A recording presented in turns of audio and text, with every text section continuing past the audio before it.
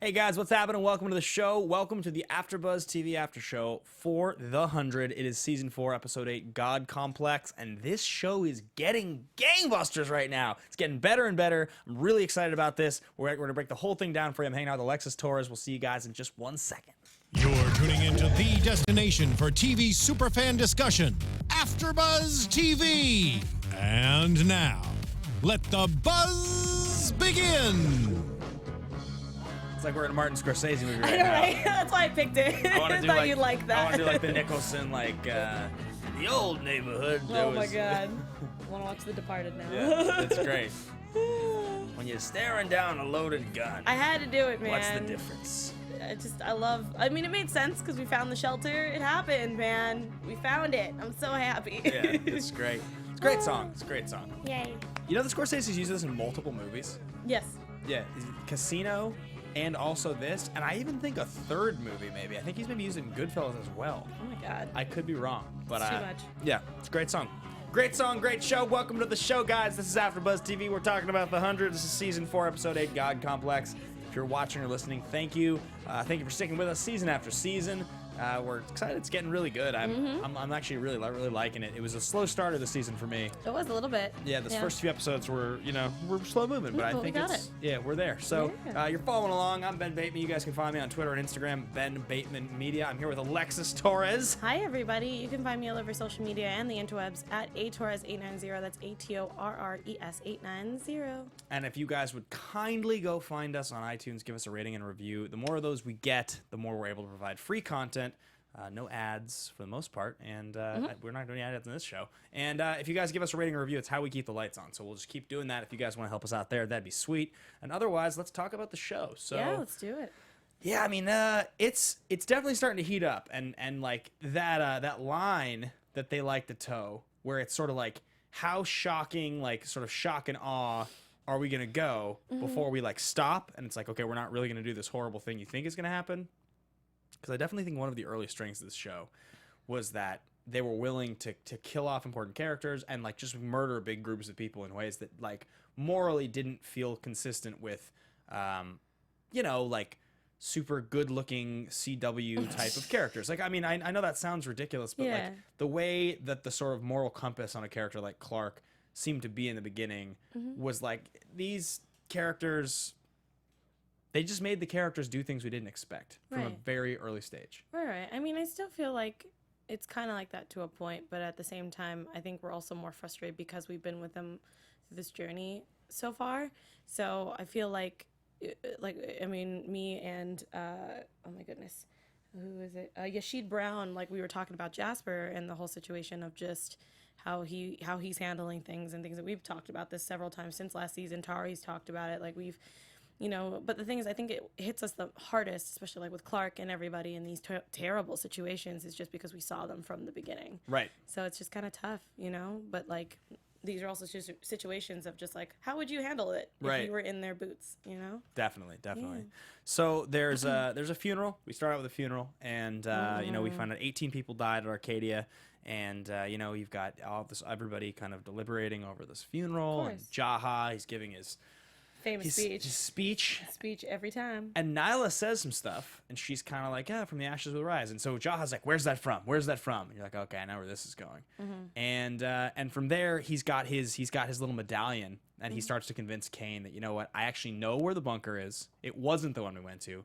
That was a decoy. And Kane's like, why would you do that? That's not even a good Kane voice. Yeah, it's hard to do a perfect Kane voice because it's perfect. And they go to they get a party together. They get a search party together to go try to find Indra and get into this bunker.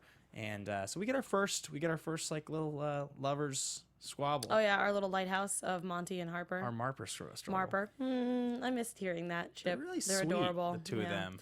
I mean, I think it's very interesting now because the fact that their ship is going to start hitting some rocky water at this point, because the fact that Harper clearly is in a different state of mind, because also she doesn't want to lose Monty. So it's a lot of up and down. So I really liked this episode because of the fact that you're getting both extremes of either people, like, again, with Jasper and everybody who's kind of like, let's just figure it out as time goes and just party until the end, or be on Clarke and Bellamy's side where like we need to think practically, or just be on another Jaha crazy trip as per usual. There's almost a part of me that was just like, shouldn't it be Jaha getting these crazy hallucinogenic nuts? I feel like that's no.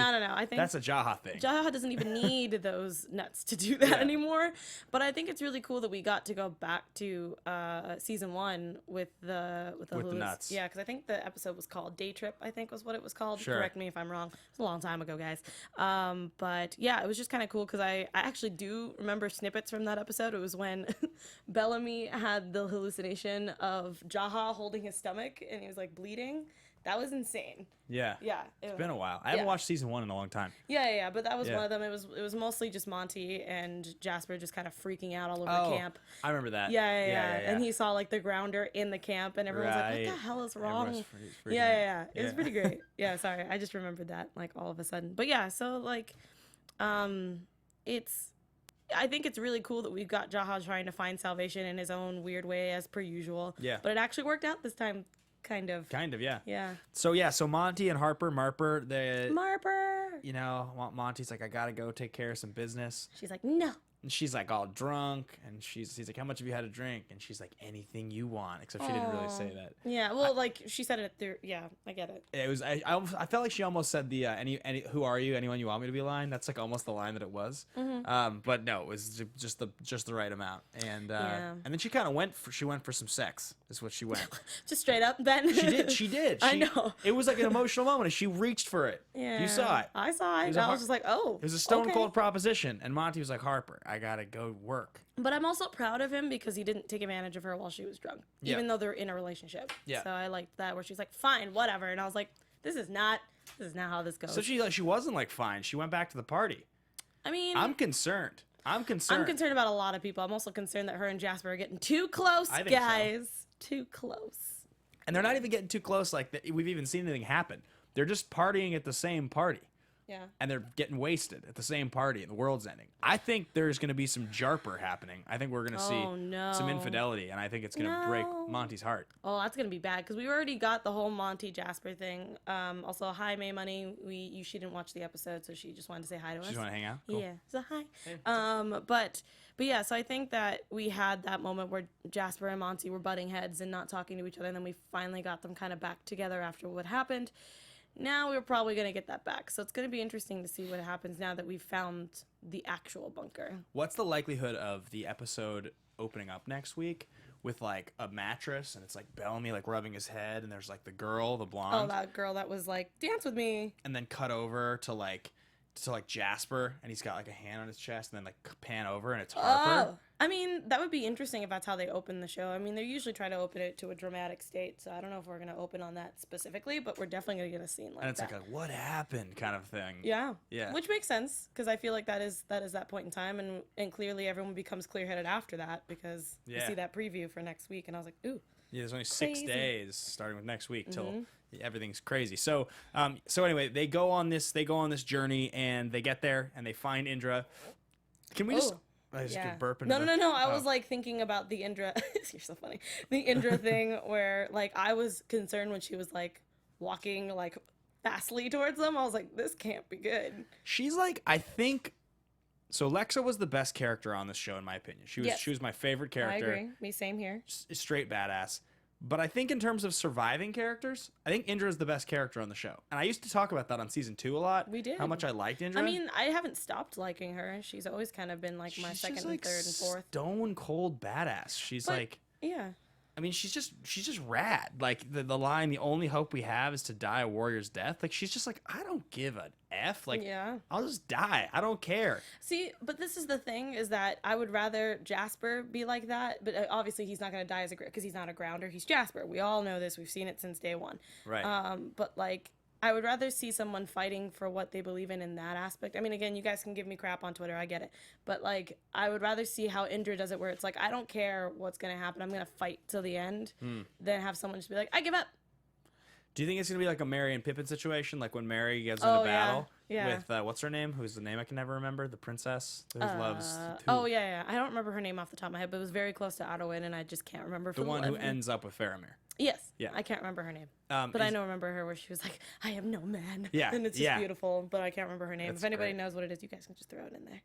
But yes. Do you think it's that sort of situation where Jasper's going to have a moment where he like realizes that he has to fight? Because I feel like right now what I feel like is happening with Jasper is they're making him a little too obvious. He's like, it's clear we're supposed to hate Jasper. That's like, and it's been like that for a while.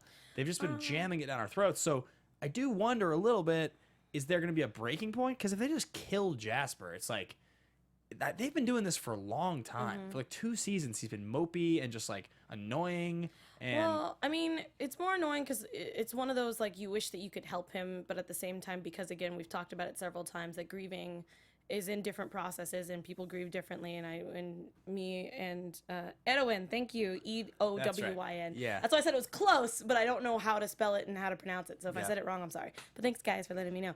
Someone's going to take away my Lord of the Rings card. I can feel it.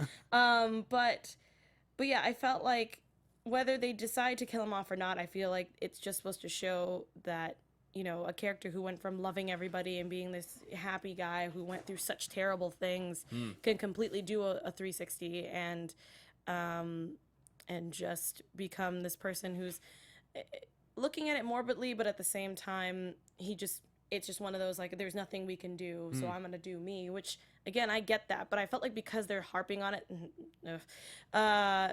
hitting it on the nose a little too much, it starts to get repetitive. He's hitting on Harper? What? Yeah. I don't know what I'm trying to say, but you guys, I don't know if you guys get what I mean. Like, I feel like they're just doing it too much. Like, we get the point that Jasper just doesn't care anymore. He just wants to live whatever is left of his life, and that's fine. They're giving him very little depth. They did give him a scene tonight that had a little more depth, I thought. Which I appreciated, and, like, I'm glad that we brought that up, that's why I don't hate him as much anymore. I mean, I was more just irritated with the fact that he couldn't hit that point of, like, let's see past the fact that you are going to die in a few days and try to help out as much as you can instead of just telling everyone, who gives a crap? Let's just do whatever we want. I'm like, at least try, because there are people in your camp that do want to survive at some point. At least try to help. I thought it was interesting. You know, Bellamy says, grow the hell up. Yeah. I can't do any voices tonight. It's fine. Yeah. It's okay. It's late, dude. Yeah. And he's like, tells him to grow up. And Jasper's like, we landed on this horrible, beautiful planet, and, you know, I'm trying to, and he says to Bellamy, don't beat yourself up over things that you've done, because no one's gonna care when the world's over what you've done. Which is true. Yeah, and I think that's like it's sort of like an interesting catharsis for Bellamy to hear that and have to sort of start to confront the possibility that if we don't make it, why am I being like just slaving over this guilt?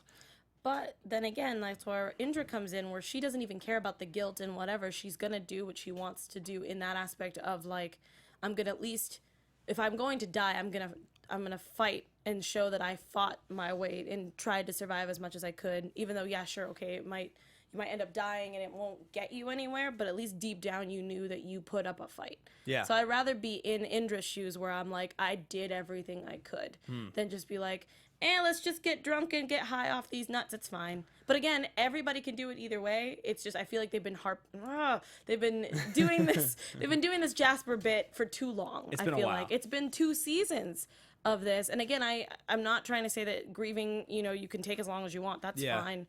But with a character like this, you can mold him into a different thing. They've given him 2 points of view, but both points of view are similarly repetitive and annoying. The first one was like super mopey and emo, and then he was suicidal, and that was rough to watch. But then now he's in that whole it doesn't matter anymore. I'm gonna die either way, and I'm like, okay. Yeah, exactly. So yeah. Anyway. So that all happens. I guess we'll wrap up that sort of bit there before we continue down the path of what happens over in Polis. So Jasper takes Bellamy out into the woods, and they find these crazy nuts. Yep, the same ones. Yeah. These like goji berries that are crazy. Yeah, kind of like that. Yeah. And you know, he's like sort of lecturing Bellamy, and you can see Bellamy's listening. He's like, actually, there's a part of Bellamy that's actually ingesting this knowledge, which is funny, and I think is ultimately the reason that he ends up hanging out. I mean, he also is our notorious flip-flopper for the past few seasons, where he usually ends up, you know, going to one side or the other, depending on what season and what's happening in it. So I think people have said that in the chat too, but like, you know. Bellamy also hasn't had like I don't think he's had a romantic moment with anyone since Maya died, right? Oh God! Remember Maya, the character they introduced for 2 episodes just to kill her in Mount Weather? Yeah, I didn't know that was her name. I thought it was something else for some. I thought that was no, Jasper's girl. Yeah, you're right. Maya was Jasper's girl. What the heck was her name? Because she was only in for 2 episodes. That's what I don't remember. If anybody knows, throw it in the chat. I feel really bad, but like, yeah, we had a connection with her for literally a short amount of time, and then she died, which sucked. So then after that, he was just like, I don't have time. Yeah. And of course, everyone who is a Bellark ship is like, oh yeah, it's fine because they're gonna get together and everything's cool. But they're like week to week on that. They sometimes tease it, and then other times they completely go. I mean, away also from they're it. in separate locations right now, so Right. clearly you're not There's gonna no get way to- you're not gonna get your Bellark ship. Yeah. So it's fine. So they get back to Arcadia, and like Jasper's just like, look, Bellamy, you can. Gina, That's who it was. Yeah. He's thank like, you, Chelsea. He's like, look, Bellamy, you can, do like that, or you can do like this. And then he's like, there's a dance club. And you're like, first, like, all the music and the beer and the drugs, hey man, where's it all coming from? Like, you guys are well organized. After the place pretty much half of it burned down, you guys are like in a pretty good spot to just like party it up.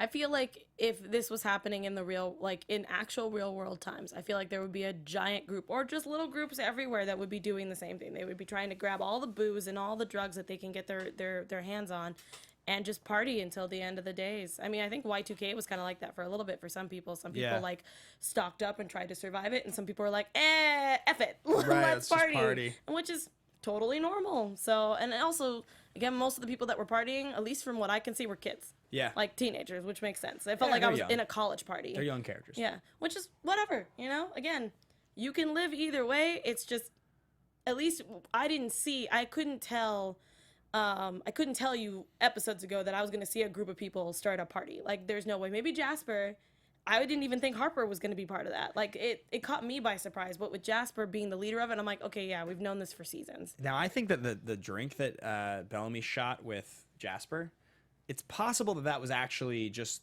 the tea that he went and Nyla said she was going to make tea with the berries or with the nuts. It's possible that he just like unknowingly did the thing, like in This Is the End, when he's like, I don't think we should. He's like, well, you just took a pill of acid. And he's like, whoa! And then the night starts. And I feel like that maybe it's just what happened, and we're going to find out next episode. We'll see. I mean, I'm intrigued to see to see how the party ended up, and clearly we're going to get to that point where Monty's on one side and Jasper's on the other, because clearly they closed the doors and they're like, this is how we're going to do this now. Yeah. Right.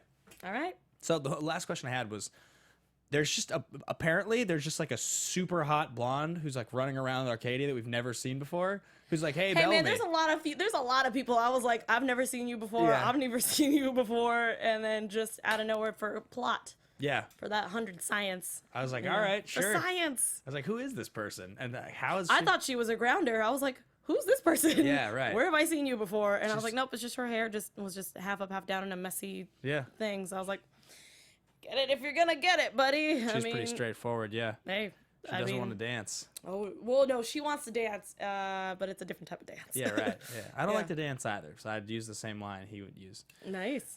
So if I wasn't in a very happy relationship, I was gonna say. So jumping over to the other side of what's going on, we're gonna talk about. Sorry, Jay-Z is awesome in the chat. She doesn't even go here.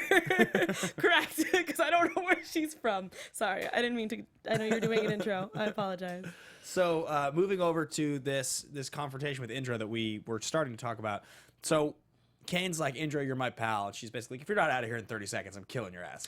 I was almost waiting for it to get... But, I mean, I agree. I don't know who it was in the chat, and I apologize that I don't remember, and I can't scroll up. But someone was like, doesn't anybody feel like that Indra punch should have been used on Jasper? And I was like, yes, I do. But it was also very surprising to see Indra just punch Kane just straight up out of nowhere. Not because I love Kane, just in general. Yeah. But it was cool because I was just like, Indra still has it. Like, she never lost it, but it's also really great to see her just be like, no, fool. It was like that scene in Forgetting Sarah Marshall when he's like, he's like, I got this. He's like, hey man, I'm the guy for the breakfast buffet, and the guy's like, oh yeah, this ain't the breakfast buffet, and he like hits Jason Segel in the face. Oh my god, it was beautiful. I loved every minute of that. So I'm also glad again that Indra is just like, she's like, I don't have time. I have to strategize. So you need to either tell me what the hell's going on, or I need to move because clearly I have stuff to do and you're getting in the way. They're like, you're gonna die, and she's like, the honor is just dying a warrior's death. The only hope we have ever is to die a warrior's death. She said that quite a bit,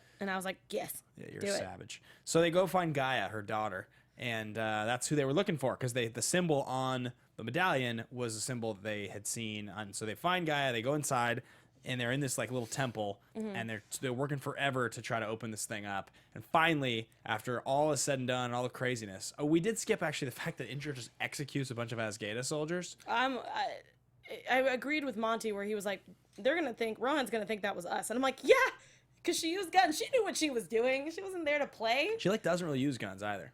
No, but she knew exactly. But she also understands how it works. I think she's been with Sky Crew enough to know how to use them. I just love Indra. Like, I just feel like that move on her part is such a badass move. She just, like, doesn't give a shit. As soon as she looked up, I was like, this is not going to end well. And it didn't. No. So, I don't know what's going to happen now. See, it's funny because, like, I have two completely different conflicting opinions. My opinion of Abby this episode is like... Oh, man, I'm really mad at her. I was like, my opinion of her is like, you're so just, like, emotional and, like, what are you doing? Whereas Indra, it's like, you're so emotional. That was awesome. Yeah, even though, like, both of them are bad decisions. It's tough because I feel like... I completely understand where Abby's coming from. She doesn't want her daughter to die. I get that. But you're totally willing to sacrifice some stranger who somebody else loves. Like, I don't understand how you're okay with that. And I'm also really proud of Clarke because I almost lost it with her in this episode. She was in my doghouse where I was like, girl, like, you can't do that. And in my head I was going, I know that it's stupid to say this because Clarke does this all the time, but I feel like this is the perfect time for Clarke to be like, I'm going to sacrifice myself. Right. And I'm really glad that she did. It sounds terrible because she's my bisexual lead and I need her. But at the same time, I was like, go for it, girl. They're not going to. I mean, they're not going to kill off Clarke. I will be very freaking surprised if they did that. There's a lot of theories that she's I also would drop the show in a hat. Yeah. I'll be like, I'm done. I don't know if they kill Clarke, I don't even know what happens to this show. I feel like I don't even like. No, you would never see me on this after show. It's coming back for season 5. So like, I don't think they. Oh, that's right. I've heard theories they're going to kill her this season. I've heard I'm not coming back, y'all. I'm gonna put this out here. I mean, I love you, but no, I will stand that all the way till the end. I mean, I got real close when Lexa died, but I couldn't do that because I love you two so much. But like, I can't. Right. I can't. So before we fully go down that road of all the craziness happening inside the lab, we open up this bunker. Is what happens. Like, we get inside, and just like, all right, you know what? I'm on board. Go reorganize the army. We're gonna give up the tower so we can save the temple because now we're good. Yeah. And they get inside, and like, there's definitely some grunting and like moving by Kane, trying to do some muscular things. You loving that, right? Yeah. Yeah. Is he your number one on the show as far as like if you could get an interview on the show, you'd be like, oh. Well, no, I think, I mean, as who's alive right now? Yeah. Yes. No. I think Indra would be my number one, and then Kane would be next, and then Murphy. Especially because his character has gone through so much. And then Octavia would be after that. So I'm kind of like girl, boy after this. But definitely it would have been, I mean, you already took that from me. You got Lexa. But like, those are cool it was awesome. But yeah, like everything after that would, because she's always been my number one. But it would definitely go Indra, Kane, Octavia, Murphy, and then Clarke. We should try to get Indra. I think we tried a couple seasons ago. And we did. I feel like I can't remember what happened. She was busy. She had to film something. It wasn't the 100. It was something else. She's been working a lot the last couple of years. I think they all have. She's in Underground. She's like, she's doing. Oh yeah, she's amazing in that. By the way, I haven't watched that show. They're good. It's so good. Really? She's amazing. So yeah, all right. So they get in the bunker. That appears to be like sort of what's going on now. Is that's going to be salvation. And so, but at the same time, in the lab across the way, we've got a couple things going on. First of all, they kill this dude, and it is Savage, who's not actually who Amori said that he was. Which, okay, so I'm glad that we got to clarify this. Thank you for, I was reading the comments last week from fans or viewers, not fans, of our after show. She didn't make up the entire story. She just lied about the person who did the things to her. Yeah, the guy exists. That's just not him. That's just not him. Yes. Yeah. So either myself or one of us, I didn't get to rewatch the show after this, or after we taped it, that we apparently said that that the whole thing was a lie. So I want to clarify. Got it. That was obviously our misconception, or my misconception if I said it. So it wanted to clarify that. But yes, I was surprised that we were going to get the truth. in this episode. I thought we were just gonna surpass it, Right. just like move on. But as soon as when I heard, you know, who's the guy we just killed, I was like, oh my god, They kill a shit out of him. yeah. That was I couldn't watch. It was a savage death. I could not watch. Hacking up the black lung, his night blood. Yeah. And he's just convulsing, and it's just like brutal. Yeah, that was a brutal death. So that's happening, and then they're all being like, "What's next? What are we gonna do next?" That's where we find out the Amori thing, and all of a sudden, just having a total blank. Murphy? No, Abby? Naughty Hooker. What's her? Luna? Yes, Luna. Okay, I was like, wait, what? Luna's like, I'm sorry, I'm not gonna let you take any more of my. I'm so proud of her. She's like, because you're just about to straight kill people, so no, you know. And then Rowan's all just like, sacrifice. What's he say? Something. Survival requires sacrifice. You know what, Rowan? Yeah, I think it was very interesting to see that because the fact that, well, no, I was really proud of Luna for the fact of her standing up. She's like, I'm not going to be a part of this. And that, again, she fought for what she believed in, even though she had a bad hip, which, oh my dear God, when Rowan kicked her in the hip, I was like, ow, oh, my own hip, even though it doesn't hurt. One of the things I really liked, and it's something I love in action movies, and it happens in this show, it just happened in the show, is like, anytime you have like a warrior who's like a super badass who's injured, and they're in like that situation where they can barely fight, but they like muster enough strength for like one really good move. You know what I mean? Even though they're gonna get taken down, they get in like one really solid move because they're a savage, because they're a badass. You know, it's like Batman when Bane's kicking his ass in Dark Knight Rises. Yep. You know, and he kicks them, and you feel like probably like several of your ribs are broken now. Yep. And he's like screaming, and he's like, he gets a couple good hits in, even though he knows he's gonna get beaten. Right. That was like the move that I got from Luna there. She had a good kick. It like threw Rowan back like 10 feet. Remember when I had that, like, I don't know if you saw my face, I was like, Rowan, man, I mean, again, I'm all about that women power. I'm so proud of her that she, like, kicked you, like, that far away with a bad hip, even though she looked like she was about to fall over. So proud of you. But at the same time, I'm like, Rowan, what the hell, dude? That was like a Charlie Murphy kick kicking Rick James. That it was was like great. Straight like into the mirror. It was like across the room It was kick. beautiful. And at the same time, I was just like, Rowan, though, like, seriously, every woman on the show is kicking your ass, bruh.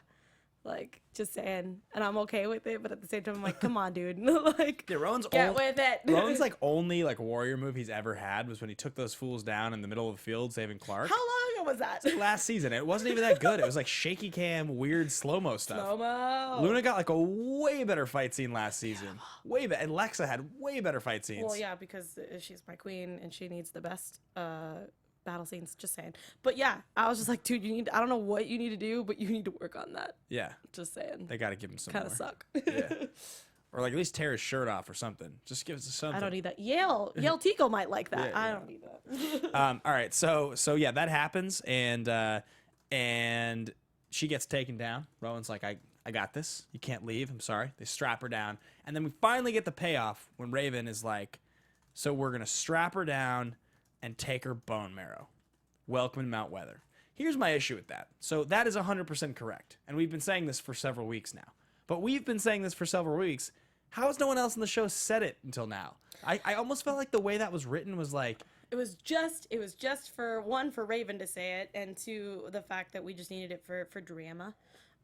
Just to build up that drama for I know. everybody. I just feel like somebody would have said that 2 weeks ago. Like that you guys are talking about taking bone marrow from Luna to try to create like something to make us stronger and survive radiation. I think we were just waiting for it, just waiting for that opportune moment where Amori's life was on the line, and they're like, "Oh yeah, just like Mount Weather," and I was like, "Oh, there it is. We've been waiting for it for like 3 episodes, but we got it." So the craziness is like, so then Murphy and Amori have a moment because Amori's like, just John, just survive, you know, just pretend you're with Clarke because they're gonna kill me. Just make sure you're not next. But Murphy's like, no, I'm not gonna. No, I'm gonna keep fighting for you. And he keeps fighting, and he looks at Clarke. And he's like, man, it's a shame you're not a Nightblood because you could have killed more people. And if you kill Maury, I'm gonna kill you. And You're again, gonna die. I love what they're doing with Murphy's character. And I love that he even said the words like, "I love her, please don't kill her." And Yeah. I was thinking that he was gonna pull the Lexa line of like, "Is this how you would feel if they did this to Lexa?" Yeah, And I right. was like, not ready for it if Yeah. he did, but he didn't. And I was like, ooh, because I felt like my heart moving, but it was like, or trying to explode. But like, his scream got me. Yeah. I was like, please don't do this. Like, Right. it's so dumb. Please don't do this. And as soon as Clarke decided, like, no, I can't do it, and she did it to herself, I was like, Thank you. Finally got that out of the way. Knew it was going to happen. Just needed it to happen faster. It was important. It was definitely like an important thing to have happen. And like so Clarke injects herself, which I 10 minutes prior I saw coming. Like, yeah. You know, I knew it from the beginning when she was talking to Rowan and she was just like, are you sure we're doing the right thing? And I was like, yeah, just do it yourself. We can't kill you off. If we do kill you off, okay, I might have some problems with that. But I really feel like we're not going to get that right away. Right. So here's the question. If Clarke has Nightblood now, right? Yeah. Clarke is a Nightblood now. I guess correct. Yeah. And the flame still exists. You think that she should take it? Well, if she's a Nightblood and the flame exists and the flame is Lexa, doesn't that mean Clarke can take the flame now and bond with Lexa and become the next actual... But what is the... I mean, as much as I would love to see that happen, if the world is ending, what is the point? I don't know. I mean, besides the fact of having them be together again, that would be amazing and I would love that. But I also am trying to think of the big picture of like, what's there to rule after that? I guess I'm trying to... I mean, okay, so couldn't both things happen? Couldn't Clarke survive the and radiation? then just all of a sudden, like, everything's and, just like... and then everyone's a Nightblood, but maybe Clarke gets in on it first before the stock goes public, and she takes the Nightblood or the flame, and now she is the true commander. I mean, true. Couldn't that happen? Because it seems Luna wants nothing to do with that flame. No, correct. Because that's not the path that she wanted to take. Hence why she left. But I just don't understand what if she becomes a commander. She's going to be a commander of what? I don't know. Like this. Look, they'll save the world, and then Clarke will command. Okay, then that's fine. Like if they're going to just stay in the bunker and she just becomes the commander, I'm fine with that. That sounds great. I don't know. But I'm just more thinking of like what's going to happen after. If let's just say the world goes to crap. And she takes oh my god, the light, and it just, and then everybody dies. Let's just say, sure, you know. But if everyone survives and she does take it, I'm okay with this. That sounds amazing. I'm totally fine with her being that. So, whatever. Yeah, I mean, it's like when the zombie apocalypse happens, nobody cares that you're a movie star. It's like correct, right? It's kind of the same thing. It's like, oh, really? So you're the commander. Great. And zombie. Great. You're the commander. I was sleeping here. What, are you gonna take this spot from me? Yeah. In this bunker? Yeah. No, Here we go. This is my bed. So like that's what I'm saying. But like at the same time, I wouldn't mind if she decided if let's say they did survive, and everything was okay, and they can leave because the radiation's done and they're all cured and everything like that. And they continued in season 5 as she's the commander. Yeah. Sure. I'm all in. Something like that. Literally all in. Like, go for it. So she comes out and she's like, I'm feeling good. I'm feeling ready to go in. And then Abby just can't handle. And Abby she just picks up a rod. I'm so mad at her because I was like, again, when Amori was gonna do it, they're like, oh God, no, you can't. We're gonna die. But then when Abby does it, everyone's like, of course they're still upset, but like, she still got to that machine. Yeah. No problem. And I mean, Rowan had a knife to Murphy's neck and her neck. Like they already knew that they were going to kill her if she tried to break the machine. The one thing I found problematic with that, so I didn't find it problematic that she would do it because I get it. I understand. It's your child. So even if you think the world might end and you might lose your child anyway, like in that moment, that emotional moment, like a visceral reaction is to like stop it from happening. Of course, it's her daughter. So I get that. But, and I'm not saying that like, they were going to think about this one detail when constructing the story. Mm-hmm. But there is this part of me a little bit that's like, why did it have to be a woman that makes that decision? What do you mean?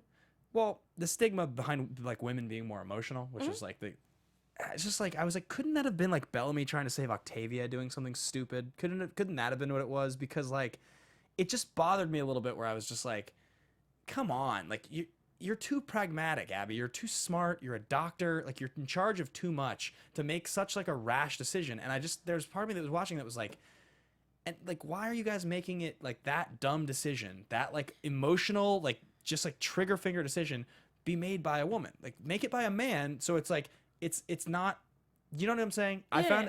There was this part of me that I was just like, all right, like I don't really buy it, but like, it's even worse because it's not Kane saving Abby. Right. It's not Octavia being saved by Bellamy. Right. It's not even like Miller saving his boyfriend. Yeah. You know, it's like it's just that part of it. I mean, maybe it's just a little thing, but No. I mean, I get it. I guess because in my eyes I would see any parent doing that, and as of right now, because of the fact that it's Clarke and she would sacrifice herself for anybody. Yeah. Abby is always in that same position where she's like, no, I can't let you do this because I can't lose you because you're literally the only person. I felt like Clarke has done that for her in the past, which I can't. Yeah. I mean, we had that when she was taken over by Allie. So I feel like it's not more. I mean, as much as it would be cool to have it as a male perspective of somebody doing that, which I think we have seen to a point in other seasons, but at least in this aspect, as much as it pains me to see Abby just kind of just brashly do it, but at the same time, I know that if my daughter decided to sacrifice herself and I could do anything in my power to do it, just like Murphy was willing to just kill everybody in this room for Amori, I felt like she was just for being able to get to the machine and break it first. I guess it was a weak move by her character, and a move that was just like, I guess I know where this is coming from, but I'm bothered by it because I don't feel like if you're willing to murder a stranger and you're willing to murder another stranger to some degree in Amori, like that's like where your mind is going. I just can't see how you would be able to make the decision to like smash this containment thing. Right. That part bothered me, but yeah. It just seemed impulsive to a point that like I didn't believe with her character. No. I completely understand where you're coming from, and I get that. But I feel like anytime when a daughter or a son or just a parent and a kid get in the way, I think all logic kind of leaves. Yeah, you just your head. you just see red. Yeah, I get that. Yeah, I get that. So that happens, and now we are left with no machine, and Clarke just has the Nightblood. So we're gonna have to figure out a way to test. Like she's gonna have to just go out into. I thought she was gonna go out into the rain. Yeah. I thought that's what she was gonna do, but I felt like we didn't have enough time. So maybe we'll do it next week. Maybe I have we'll no do it idea next week, because clearly we see them in the bunker, so they had to leave at one point. Yeah. So we'll see. So yeah, I think that pretty much is everything in this episode, right? Unless I forget anything huge, we had like not that I can think of off the top of my head. Besides, obviously, I love that we had Gaia. Yeah. Back. She's sweet. She's awesome. Beautiful, I think she's gorgeous. I love her dreads. Like it's just I'm like, ooh yeah, you know. She's your kind of girl. Melanin. Yeah. But like and just the fact that she's oh my god, she's drop dead gorgeous. Yeah. But I also love seeing again the mother-daughter aspect of just like understanding that Indra hasn't really been in her daughter's life that much, but now they're like, we are fighting to survive. We better figure it out, whether it's your faith or my weapon. Pick one. That's TV writing, creating those parallels between the mother daughters. The one thing I did think was interesting is that after Abby made that decision, Clarke is like cradling her head. She's like, "I got you, I got you." Oh, sorry. I want to clarify again that Clarke was willing to let Abby die in season 3. I forgot about that. I thought it was the opposite for some odd reason. I thought that she was gonna fight for that. So I completely remember that wrong. Sorry, guys.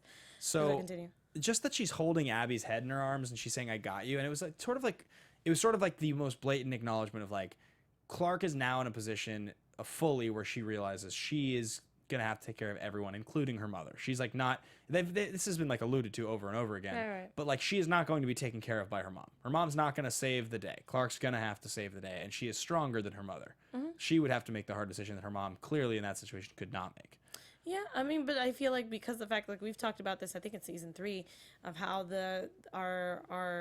our children or the kids who've been on the earth for I don't even know how many years, months, whatever you want to call it, have had to learn to grow up and survive while the parents were still up there trying to figure crap out, and then come down here and go, oh my god, our kids have been through a lot of crap and we need to listen to them because they've been here longer.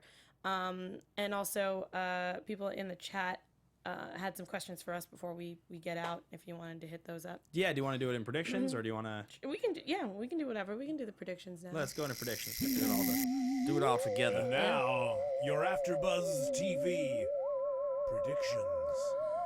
Before we get into more of that, Jay-Z is awesome. Wanted to say, how about Monty figuring out the key?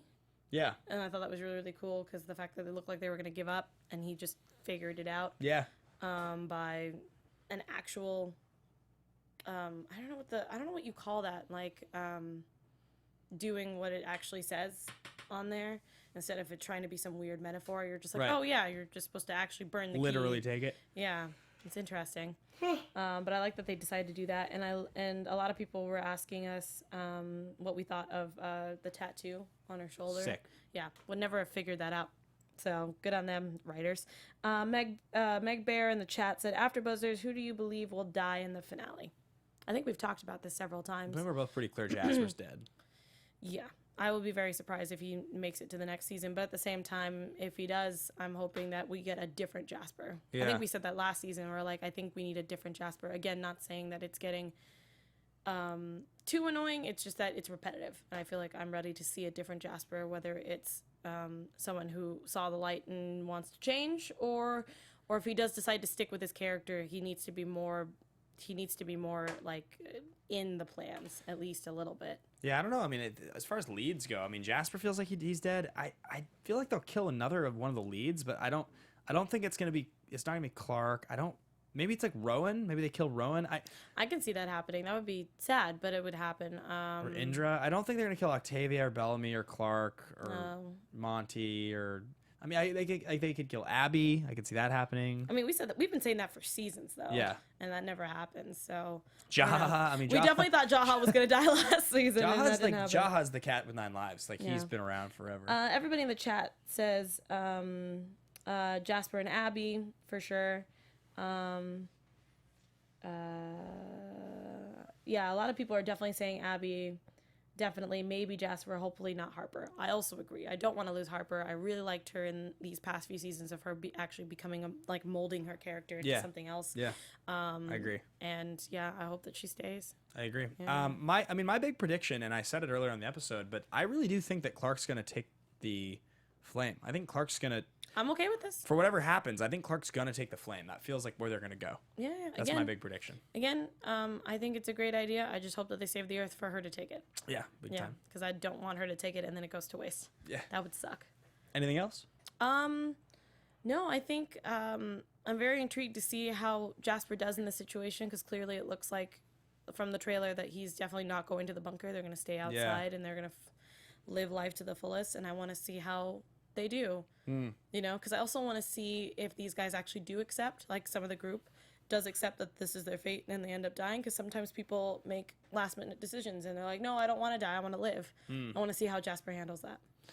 Definitely. Yeah. Guys, thank you so much for listening. Thank you for watching. If you guys want to follow along with Alexis or myself, ask us questions. We're both on Twitter. You can find me at Ben Bateman Media on Twitter and Instagram. I do this show. I do Riverdale on Thursday nights. And I just launched 2 brand new shows on this app called Anchor. It's like podcasting meets Twitter. It's awesome. They're 2 to 3 little minute audio blurbs. Nice. And one of my shows talks about movies. It's called Fist Pump Film Club. What? And it's really fun. And it's awesome. like 2 to 3 minutes at a time. Anchor, download it, Fist Pump Film Club. I also have a Magic the Gathering show. No big deal. But It's awesome. Anyway, it's awesome. I'm loving it. So, yeah. Yeah. I'm Alexis Torres. You can find me all over the interwebs at atorres890. That's ATORRES 890. I'm on a bunch of after shows here on AfterBuzz and on our sister network, Popcorn Talk, where Ben also has his own show. Yep. I'm on Jedi Alliance there on Popcorn Talk. I'm also doing Into the Badlands if you're into Kung Fu and Steampunk. That's pretty much the best show that I can come up with, and it's one of my favorite shows right now, besides The 100. And Sense8 is happening, coming to Netflix in May, so definitely keep up with me there. And I also have my own podcasts that are going to be coming up soon, but I'm also in the works, so keep track of it on my Twitter and on my Instagram. Cool. Thanks, guys. We'll talk to you next week. See you next Wednesday. Bye. From executive producers Maria Menounos, Kevin Undergaro, Phil Svitek, and the entire AfterBuzz TV staff, we would like to thank you for listening to the AfterBuzz TV network. To watch or listen to other after shows and post comments or questions, be sure to visit AfterBuzzTV.com. I'm Sir Richard Wentworth, and this has been a presentation of AfterBuzz TV. Buzz you later. The views expressed herein are those of the hosts only and do not necessarily reflect the views of AfterBuzz TV or its owners or principals.